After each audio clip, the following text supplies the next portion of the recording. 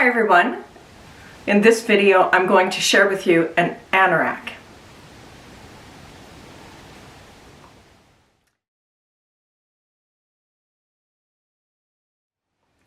Once again, this year in 2022, I'm participating in Mart Fabric's Fabricista blog, and I'm going to do 4 Mart projects this year.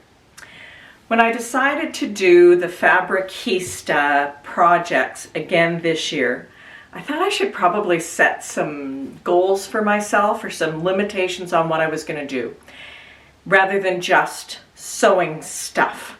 So this year, every project that I do will have a goal of either challenging me technically, improving my sewing or trying something new, or be something that's design-wise or stylistically a little different from what I would normally make or wear. So just challenge myself some this year.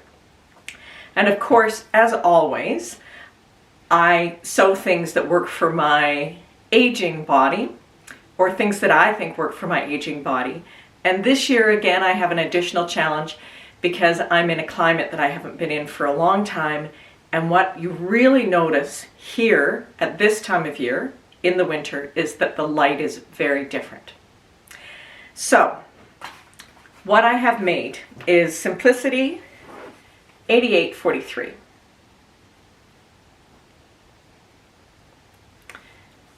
This is an unlined anorak. It has a choice of collar or stand-up collar or hood. I did the stand-up collar.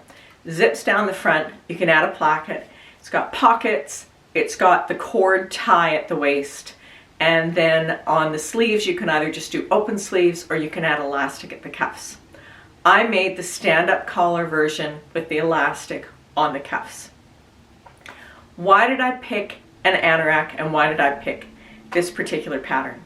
I picked this pattern because many years ago I had a tan linen anorak that I loved and I wanted to recreate that.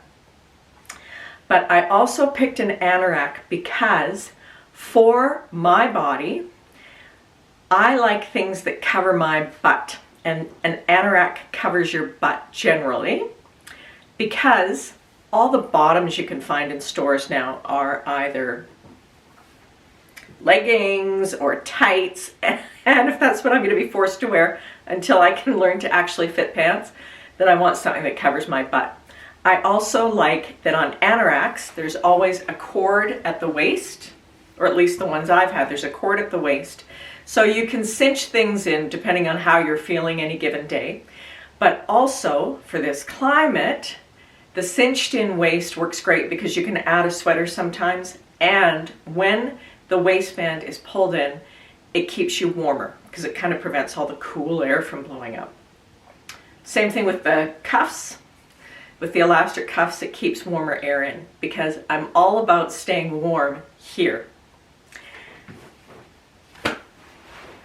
So once I decided on an anorak, I went to Mart's website and looked for fabric. So this is the fabric I picked. This is 100% cotton twill. It's got a black background with all these bright colors. And the design, my husband says it looks Pennsylvania Dutch. I think it looks Mexican. Birds, flowers, skulls. Kind of cool, isn't it? But this isn't something I would normally buy, that's for sure. But I liked it because it's bright and it was a cotton twill, which I thought was a great choice for a jacket that will have to carry me through different weather conditions. I also decided at that point to line the jacket, so I got a 100% nylon Rip Stop. Here's the Rip Stop. I'd never worked with this before, it was kind of cool. Easy to sew, it isn't super slippery. Then the next big challenge was, of course, matching the pattern. I'm going to put on the jacket and show it to you.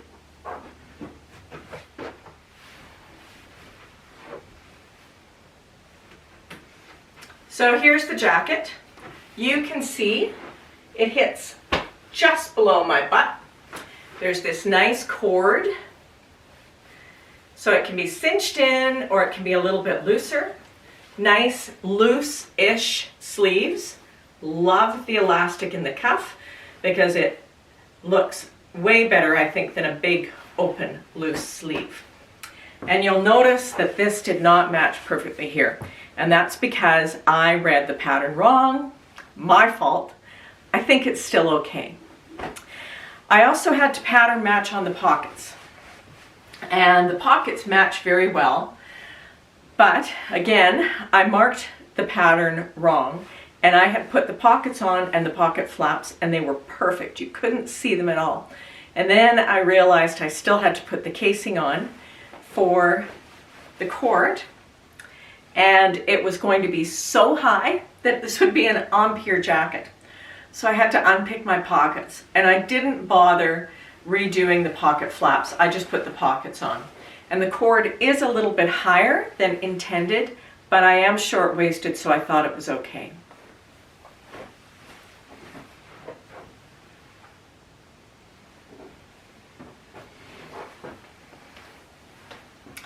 So this has the separating zipper, and I learned how to shorten a plastic separating zipper.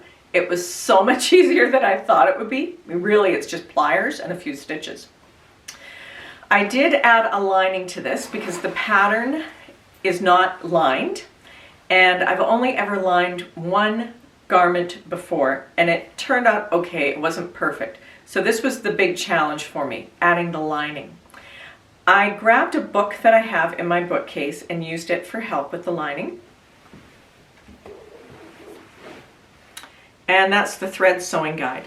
And there was really good information here. It was quite basic, but it turned out well.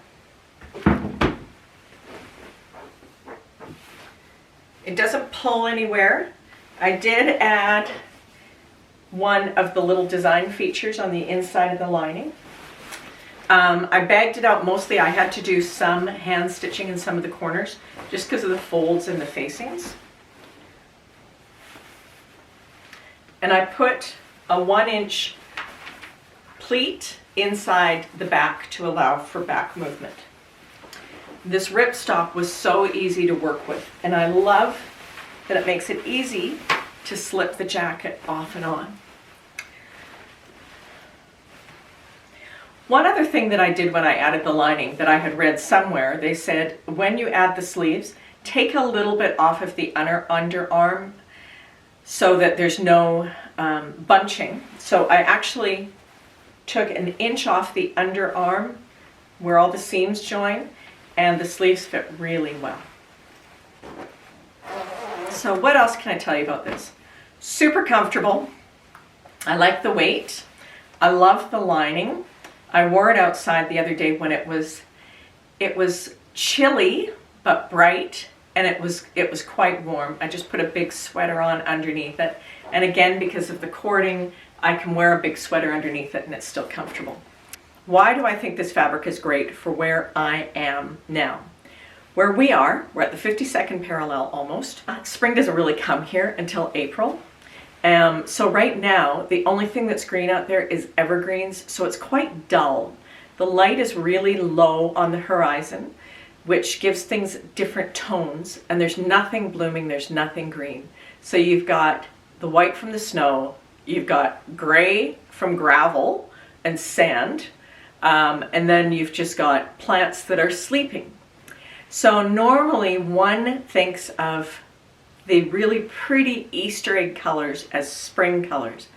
But I know, having spent a lot of time in this climate in my life, when I wear those Easter egg colors in this dull light, it just washes me out completely.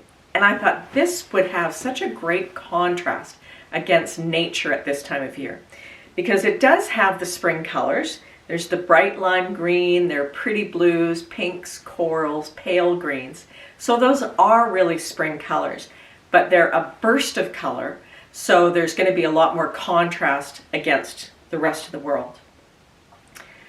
This time of year, everything can just look so dull, so I just thought this would be a great spring burst of color.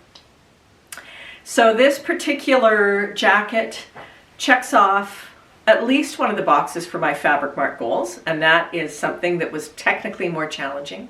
The fabric's also a little bit different from something I would normally buy or wear. It checks the boxes for my over 50 body kind of clothes because it covers my butt and it's got some nice ease but also some gentle shaping with this cord. And it checks off my wardrobe needs for this year because I don't have anything like this.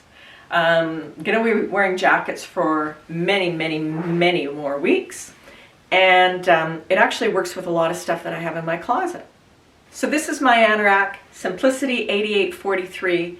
I know that I will wear this a lot this spring. It's going to be a good wardrobe basic.